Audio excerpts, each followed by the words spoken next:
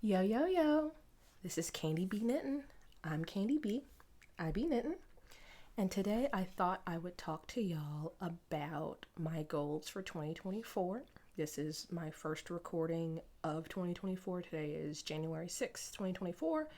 And so I thought this was better time than any to talk about what I'm doing in the coming year, or the things that I would like to do in the coming year. For me, goal setting, I'm a big New Year's resolution person, and I find it not necessarily like putting rails on myself or I'm going to be upset with myself if in 6 months I haven't done these things, but more so it's like a checking in with myself. So maybe December 2024, I'll go back and watch this video and be like, oh, is that what I was thinking about? And compare and contrast and see the person I was. And am I still that person? Have I done the things I thought I was going to do? Did I pivot? And so it's not very limiting to me. It's more so just a reflection type thing.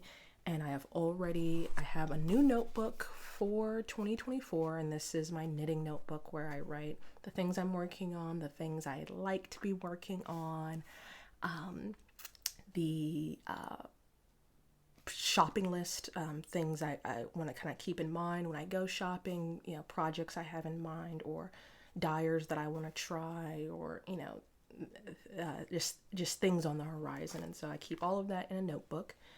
But for the purposes of this video, rather than just read to you from my journal and some of the reflections I wrote down, I just went around my house and picked up anything that kind of reminded me of certain goals that I have, so that it's less talky and more showy. I have a lot of things, so we'll see what we get to in my allotted time, or I might just break down in a coughing fit again by the end of the allotted time, so we'll see. I do have a hot toddy today, just in case my throat starts bothering me again. So, first things first, the big theme for the year is going to be this sweater. You guys can already tell this is not a handmade sweater. This is Universal Thread, which is a Target brand. And this is a sweater I've probably had for at least 12 years. And I believe a lot of y'all have been watching enough of me or following me enough on Instagram to realize that this sweater isn't necessarily my style. It is gray. It's got this all over ribbing. I just ripped the plastic thing that keeps it on the hanger. It's got drop shoulder. And one of my big goals for this year is to make more, well, not even make more.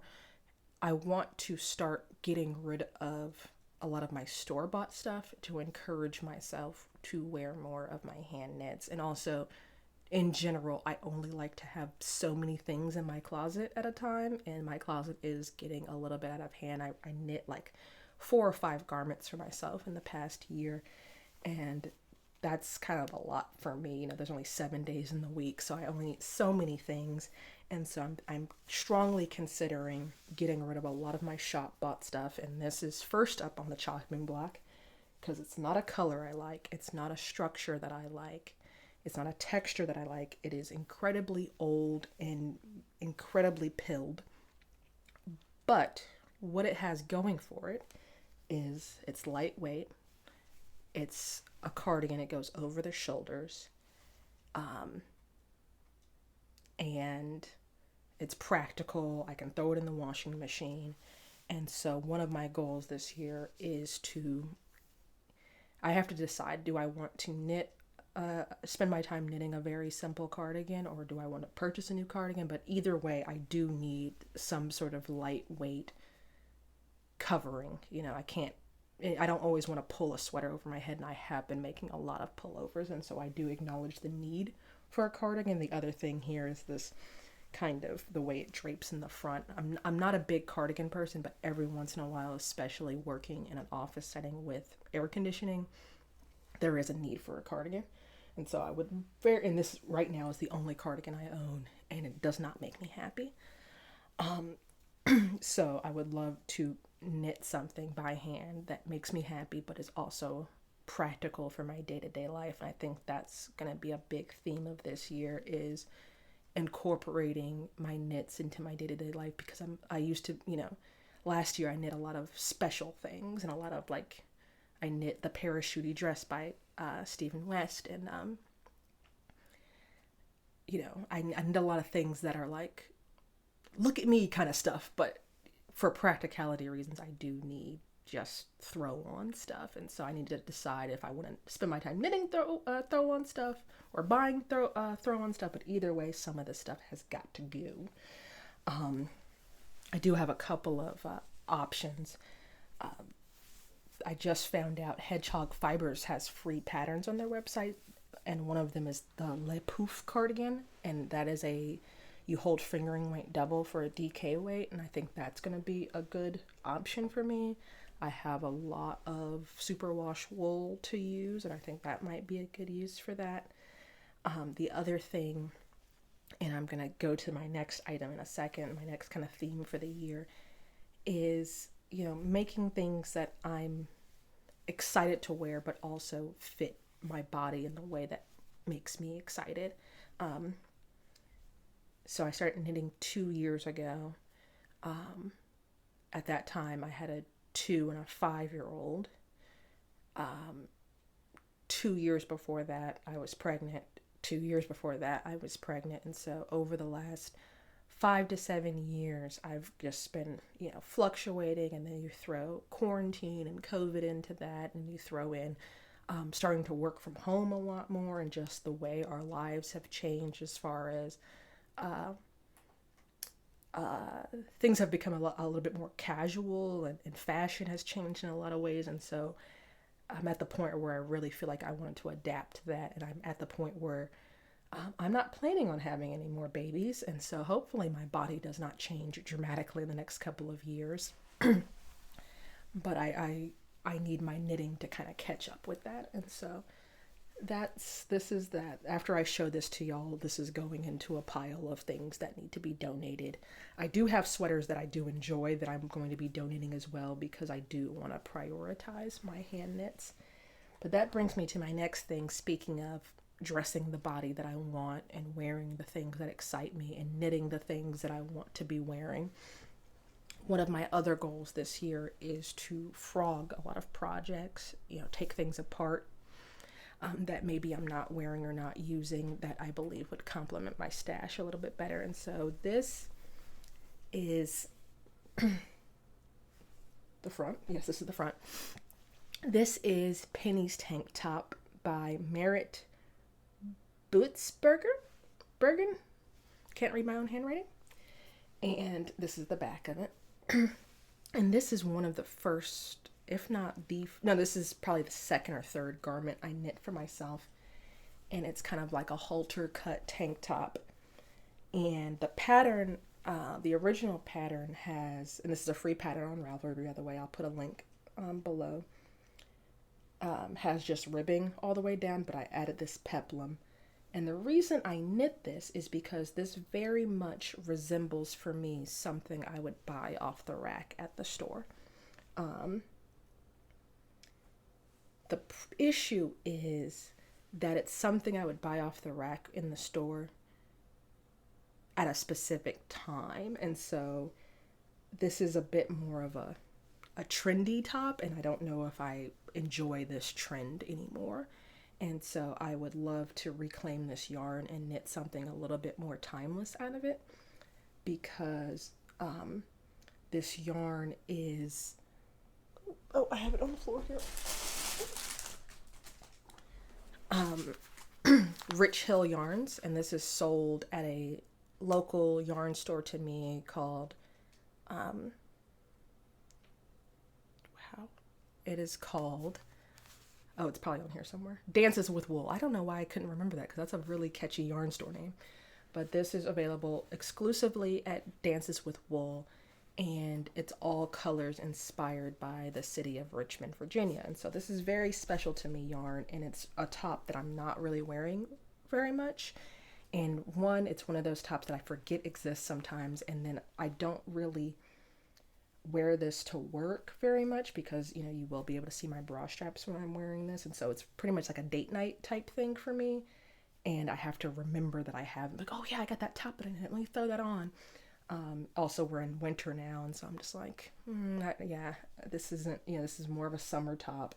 I have to remember that I have it. And also, when I knit this, I had a 40-inch bust, and I was very concerned about knitting negative ease because my biggest fear was knitting something too small and then I wouldn't be able to wear it, and this was very special yarn to me.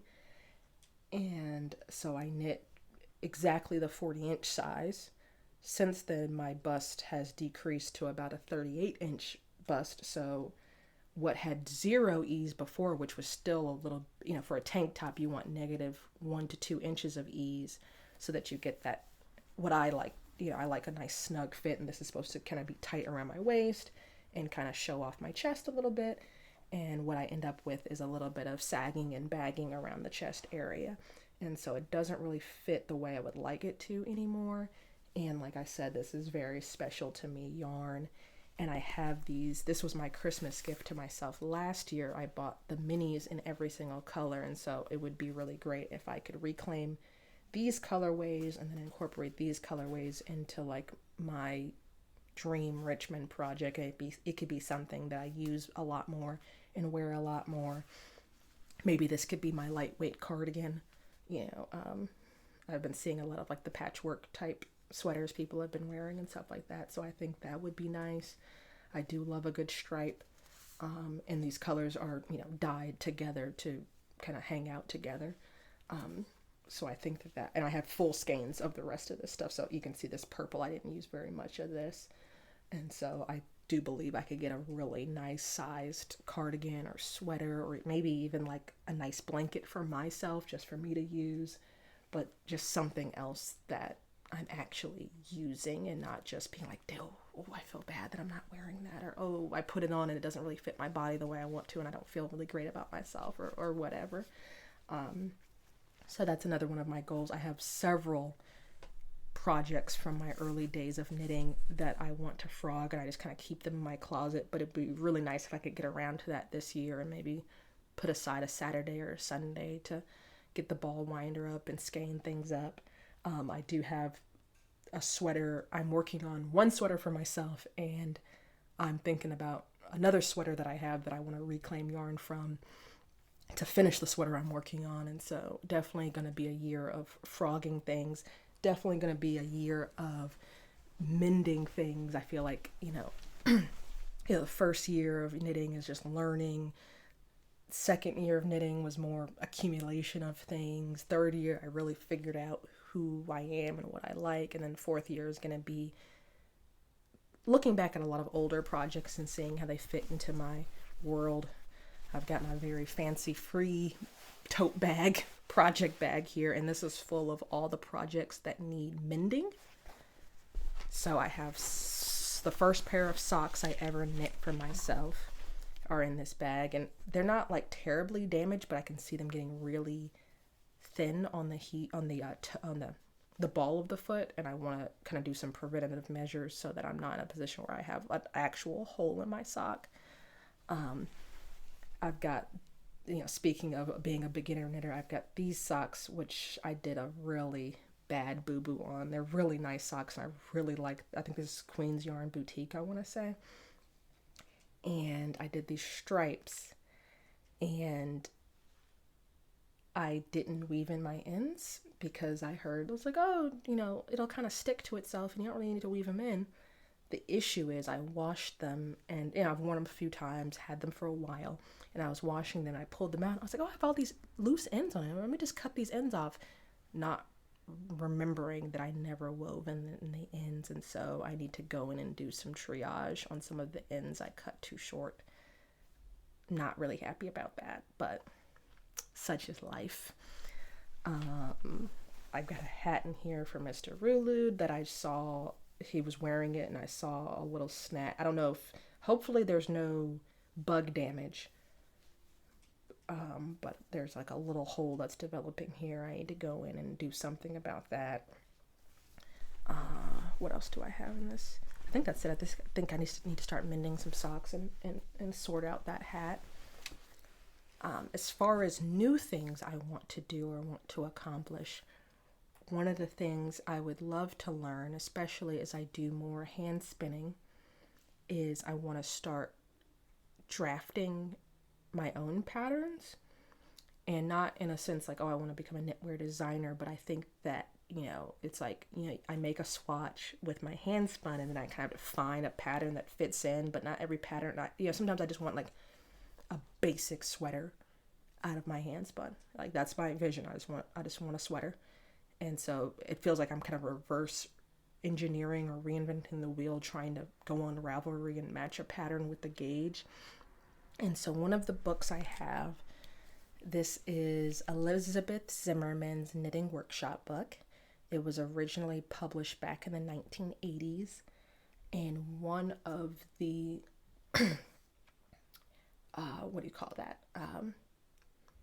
chapters in the book, and it's a very like straightforward how to knit. She's got like pretty much hand drawn figures in here. It looks like it was probably typed on a typewriter and then Xeroxed. But it's really just basic information about how knitting works. And a lot of times, let me just say, for me personally, I kind of learned knit, purl, and then I jumped right into doing other people's written patterns. And written patterns don't always have the fundamentals. They might assume you have a certain level of know-how to do certain techniques, or they might, the pattern writer themselves might not have an understanding of certain fundamental things. And so this has like, some really good building block type information about the art and the technique of knitting. How to tell, just all kinds of really good things in here. She talks about, I was talking about that Knitting from the Round book a couple of weeks ago, and he references this book as one of his inspirations as far as how she talks about the shape of a shawl and making a pie shawl. But specifically, one of the techniques she talks about in here is making a gauge swatch and using that gauge swatch to make a bottom-up circular yoke sweater. And this, I believe this is like common knowledge. It's like, known as her technique. But I think if you Google it, you can find out all the information if you want to learn this technique for yourself. But it's detailed in this book in particular. But basically, you do a gauge swatch, then you take a sweater that already exists, measure it, and then you use certain percentages. So I don't get me to lying, or, do your own Googles or snag this book if you're able to. I found this at a thrift shop and it's in really good condition. But, the entire circumference of the sweater is 100%, let's say. Like say you measure around your shoulders, that's 100%. A certain percentage goes to sleeves, a certain percentage goes to your body. She talks about increasing and decreasing, and that's one of the things she gets into in here about, left leaning, right leaning, all that kind of stuff. And then you have just a basic circular yoke sweater. And I think that that's going to help me not only deal with a lot of my hand spun that may not have, a commercial style gauge, but also help me use some of the yarn that I already have, because I'll be able to kind of exactly math out how much I need.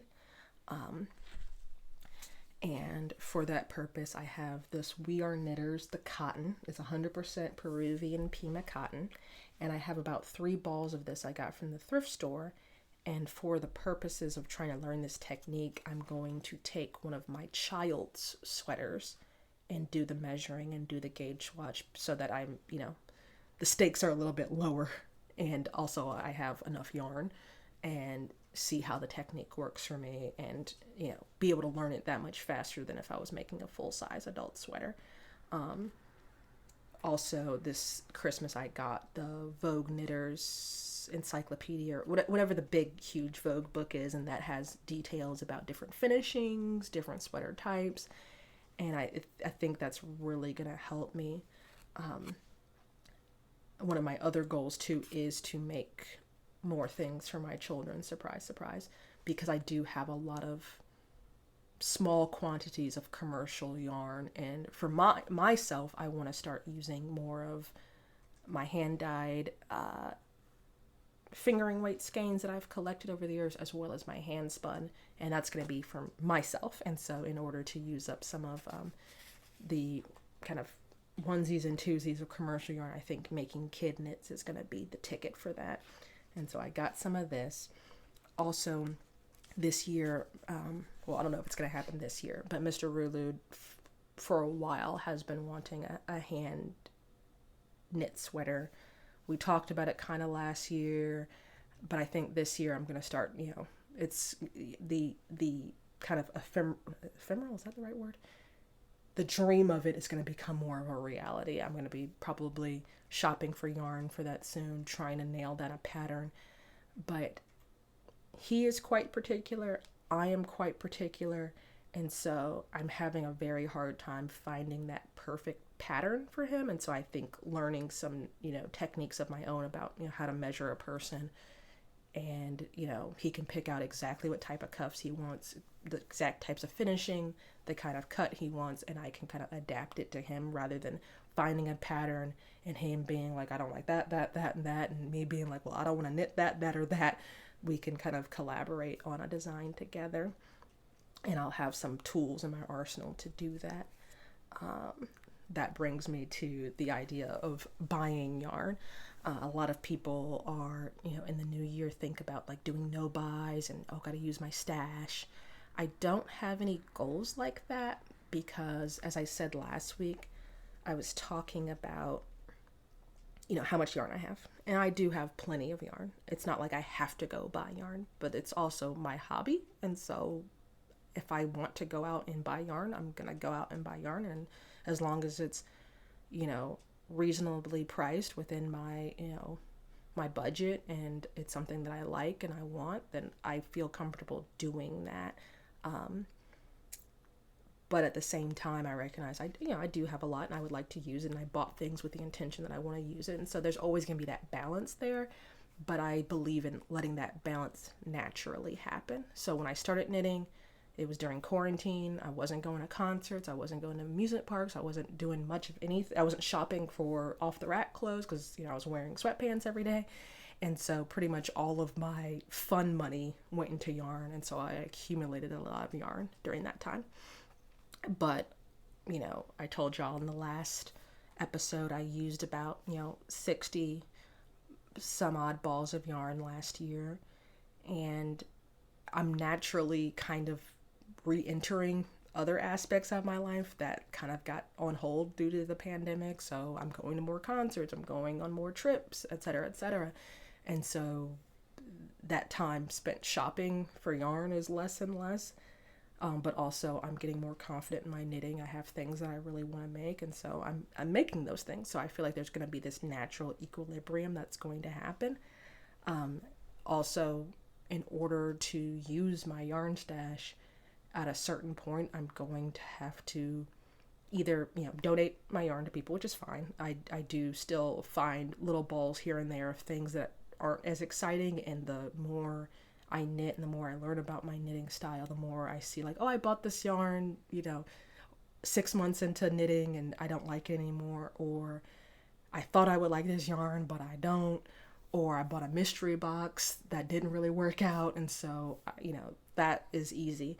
But then, I have, some nice 1 or 2 skeins of yarn that I'm like, I bought it and it's nice, but I had no idea how much yarn I needed to make an actual real project. And so there's going to be some buying yarn to complement that stuff. I do know I need to buy yarn for Mr. Rulud's sweater because he is not a big fan of my hobbled together crop top, one sleeve is this color, let's go make the binding in this color, Stephen West, yarn barf situation. He's going to want all one solid color, and that's fine, but I'm going to have to make that investment. And also, like I said, things come up. I'm going to go shopping. I'm going to see a really good sale, and so I'm not really going to limit myself in that way. I do want to use more of my hand spun, and as I've said before, I find a lot of the inspiration I'm seeing for using my hand spun is going to be mirroring my hand spun with a commercial yarn, either in color work or striping or something like that. And so I do see myself investing.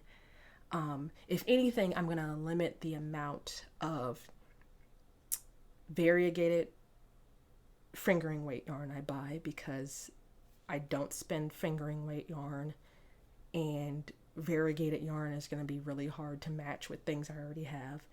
I'm going to buy less comb top, like the dyed braids to spin, and it's going to be more buying neutrals that I can kind of mix and match with things I already have, and that pair nicely with things, or like not even necessarily neutrals in like the gray or beige sense, but just solids in general that are going to complement the things I already have, and that can kind of stretch a little bit further than, you know, some sort of hand dyed variegated. Also, you know, superwash yarn isn't going to marry very well with my hand spun, so it's going to be a lot less of that.